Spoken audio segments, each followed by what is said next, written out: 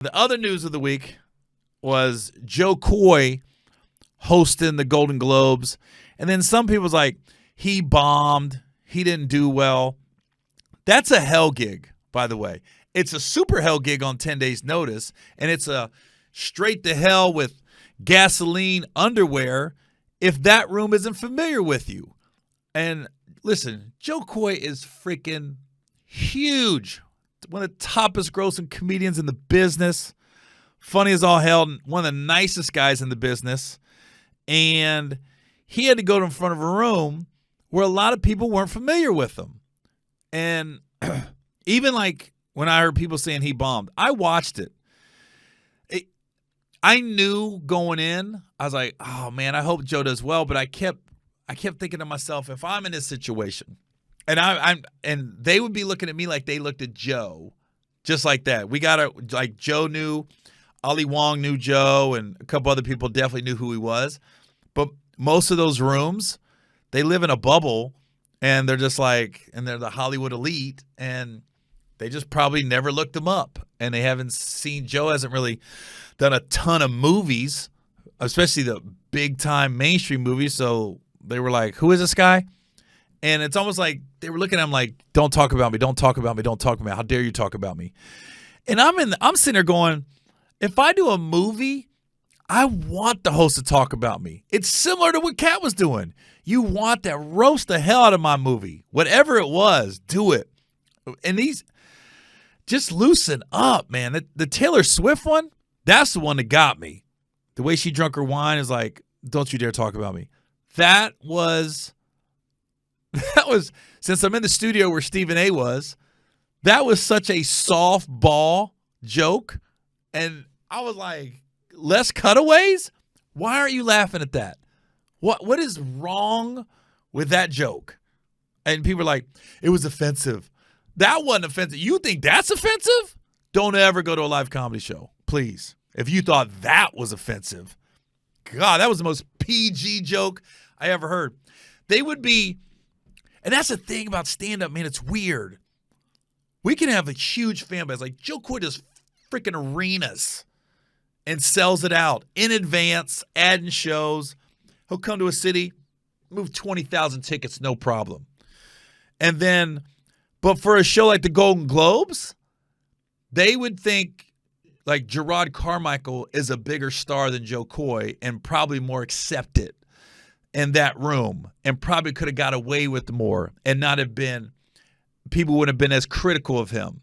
But Gerard Carmichael can't sell as many tickets as Joe Coy.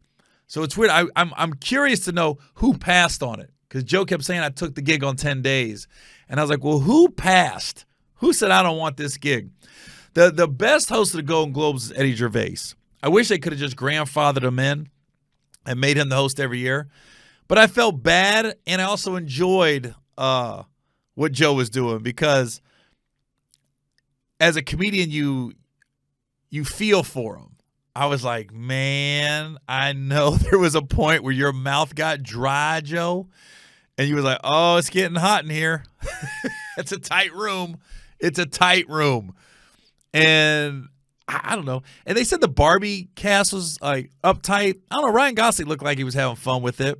I saw Robert De Niro go, oh, on the 80-year-old man having a kid joke. I just loosen up. I mean, go in there and I think you want to get bagged on. And Joe's just such a super nice guy. It's hard for him to be quote unquote mean in that. And that's what the like Ricky Gervais, he's just mean and without any regard at the Golden Globes. And Joe's just not, that's just not him. It's like me. It's just like me. Like I said, I'm not mean. And it's hard for me to just be mean. And some people come across boom. And by the way, Taylor Swift, completely uptight. But Meryl Streep, does it get any better? She was having fun with Joy with the Wakanda stuff and laughing and cutting up. She's one of them people, man, you can tell she's so secure in herself. She's the perfect actress. If you was going to make an actress, just put Meryl Streep up there. She gets nominated every year for everything.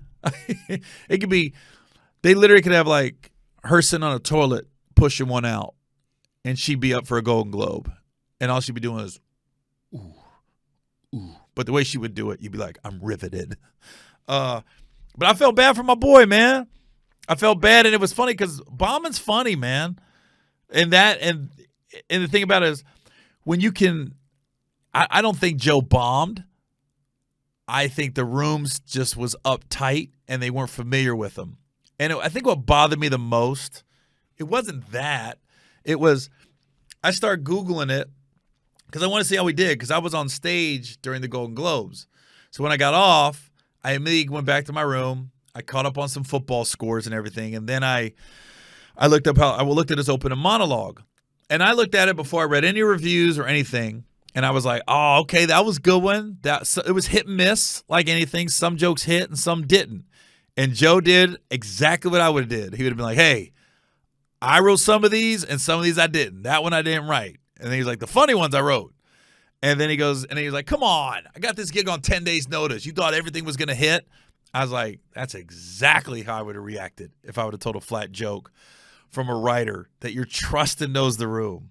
It's a hell gig, man. That is a hell gig.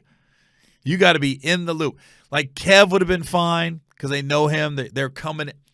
It's like when he walked on stage, it was like, all right, who are you? And prove to us that you're funny. He's not getting the benefit of the doubt. Where someone like Kevin would have got the benefit of the doubt. Chris Rock would have got the benefit of the doubt. So, I mean, it ain't going to hurt him. Like I said, he's still going to sell out. Still going to sell a bunch of tickets. I got sidetracked. What I didn't like about it was these morning talk shows just going in on Joe like he's the worst comedian on the planet. And just like, they should never have him back. His jokes were so distasteful. No, they weren't. And that's why I watch the Golden Globes. It's for the distasteful jokes. The more distasteful, the better. So that's what I didn't like. It was always like these Karen-looking people or very, I don't know, people I didn't want to hang out with are sitting there judging Joe Coy. Relax. He did fine. I mean, he held his own. 10 days notice. He's a fish out of water with that audience. And I thought the monologue was decent.